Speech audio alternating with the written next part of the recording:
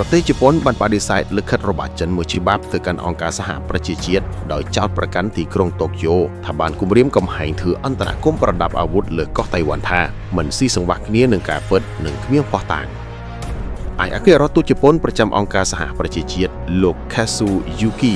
Yamazaki បានឆ្លើយតបនៅថ្ងៃច័ន្ទចំពោះលិខិតមួយច្បាប់ដែលឯកអគ្គរដ្ឋទូតចិនប្រចាំអង្គការសហប្រជាជាតិលោក Fu Gong បានសរសេរកាលពីថ្ងៃសុក្រទៅកាន់អគ្គលេខាធិការអង្គការសហប្រជាជាតិលោក Antonio Guterres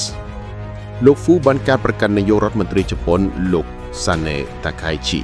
ពីបទរំលោភយ៉ាងធ្ងន់ធ្ងរលើច្បាប់អន្តរជាតិនិងបទដ្ឋានការទូតនៅពេលដែលលោកស៊ូរីបាននិយាយនៅក្នុងសភាក្នុងខែនេះថាការវាយប្រហាររបស់ចិនលើកោះតៃវ៉ាន់អាចបង្កឲ្យមានការឆ្លើយតបផ្នែកយោធាពីទីក្រុងតូក្យូ